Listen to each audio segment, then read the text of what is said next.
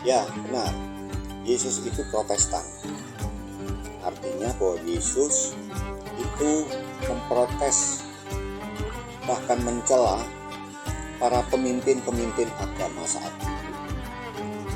Yesus memprotes institusi agama saat itu yang bertindak menyimpang dari ajaran-ajaran kebenaran Alkitab. Di dalam Matius 23 ayat 1 sampai 36, Yesus melakukan kritikan atau protes yang keras. Bahkan di dalam ayat yang ke-13 sampai 29, kritikan Tuhan Yesus begitu keras. Hampir setiap ayat itu merupakan celaan. Hampir setiap ayat diawali dengan kalimat celakalah kamu, hai ahli Taurat dan orang-orang Farisi. Celakalah kamu, hai orang Farisi. Yesus melakukan protes terhadap para pemimpin agama dan institusi agama. Oleh karena mereka melakukan banyak sekali kesalahan-kesalahan ajaran dan sikap-sikap hidup mereka. Mereka munafik, mereka meletakkan aturan dan beban yang berat pada jemaat, tapi mereka sendiri tidak menyentuhnya. Ibadah-ibadah mereka hanya dengan motivasi supaya dilihat orang. Duduk paling depan dengan doa yang panjang-panjang. Mereka gila hormat.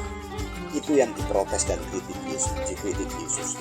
Mereka merintangi orang untuk mengenal kebenaran. Mereka diam-diam suka menelan rumah janda-janda.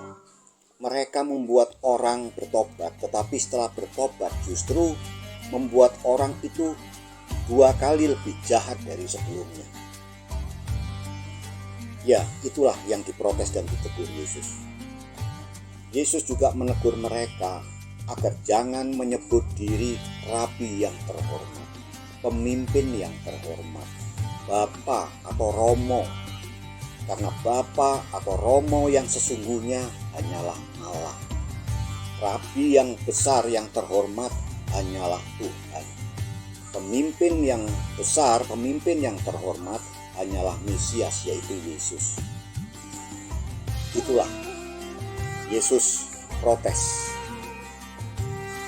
Lalu apakah berarti kita tidak boleh punya pemimpin atau guru agama atau panutan? Boleh, itu bagus. Tetapi tetap kita harus meletakkan otoritas tertinggi itu pada Allah. Otoritas tertinggi itu hanya ada pada Allah. Otoritas tertinggi itu hanya ada pada Alkitab. Jadi semua ajaran, semua sikap hidup harus kita konfirmasikan atau kita uji dengan Alkitab. Apabila ajaran-ajaran itu bertentangan, maka kita harus berani bersikap untuk menolak. Itu yang dimaksud Yesus. Seperti di dalam Matius 16 ayat 6, Yesus mengingatkan mereka, waspadalah terhadap ragi atau ajaran sikap hidup. Ajaran atau sikap hidup. Ragi orang-orang Farisi dan orang-orang Saduki.